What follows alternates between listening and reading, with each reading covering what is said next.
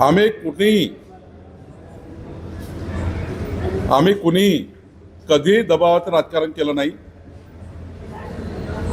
गुंडागर्दी दबावाचं राजकारण 65 वर्ष काँग्रेस पार्टीने केलं. मधल्या काळात उबाटा आणि त्या ठिकाणी या लोकांनी प्रचंड सरकारचा वापर करून गुंडाईशाहीच्या माध्यमातून निवडणुका लढल्या. या राज्यामध्ये एक तरी मतदार दाखवा किंवा एक तरी उमेदवार दाखवा ज्याच्यावर आम्ही या ठिकाणी जोर जबरदस्ती केली आहे. काहीतरी आपले लोक आपल्याला सांभाळता येत नाही आणि म्हणून लोकांवर आरोप करायचा. खरं तर मी तर आभार मानेल ज्या ठिकाणी निवडणुका बिनविरोध केल्या गेल्या त्या सर्वांचे, की आज ज्या पद्धतीने क्रायसिस आहे पेट्रोल डिझेलचा, त्या डिझेल पेट्रोलच्या क्रायसिसमध्ये त्यांनी समजदारी घेतली. कारण निवडणूक शेवटी संख्याबळावर आहे.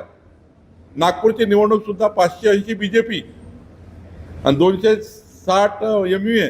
कशी निवडणूक होणार आहे? एकतर्फीच आहे. काय फरक पडला असता नकोच केली तर?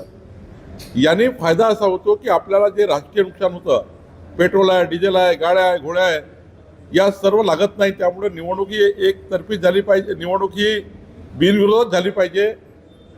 मी सर्वांनाच अपील केली होती की बिनविरोध करून घ्या, कारण मतदान असलं पाहिजे.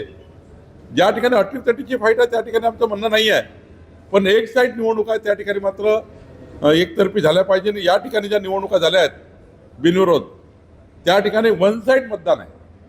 चंद्रपूरला वन साईड मतदान आहे, यवतमाळला वन साईड मतदान आहे, रायगडला, पुणे BJP आणि राष्ट्रवादी एक केली तर 90% आम्ही आहोत.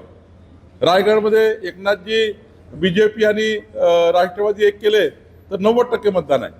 काय होणार आहे निवडणूक लढून? आणि त्यामुळे मला वाटतं या निवडणुका पारदर्शी झालेल्या आहेत. या निवडणुकीमध्ये जे आमदार निवडून येतील त्यांना मी शुभेच्छा देतो आणि अशीच परंपरा महाराष्ट्राची राहिली पाहिजे. निघेल, निवडणुकीच्या शेवटपर्यंत निघेल, निवडणुकीच्या शेवटपर्यंत निघेल. साहेब हे सांगा, शर्तभंग ब्रीच ऑफ याच्यामध्ये 40 पट हे होता, दंड होता, तो किती कमी करण्यात आला? तो आता वेगवेगळ्या जमिनीकरता वेगवेगळा आहे. त्याचं मोठं स्टेटमेंट आहे. नजूल करता किती, महाराष्ट्रातल्या जमिनीकरता किती, सिलिंग करता किती, असं वेगवेगळं आहे. त्यामुळे अत्यंत कमी केलेलं आहे. आता कलेक्टरकडे जाऊनच शर्तभंग रेग्युलाइज होतात. मंत्रालयात त्याची गरज नाही. अनेक ठिकाणचे तुमचे जे नगरसेवक होते ज्यांना देण्याची तयारी सुरू होती, त्यांना स्वगृही परत पाठवलं जात आहे, तर तुम्ही निश्चित आहे का सर्व मतदारसंघात? आमचे नगरसेवक फक्त एखादी ट्रिप करावी, जाऊन यावं कुठंतरी तीर्थक्षेत्राला, पर्यटनाला म्हणून गेलेत.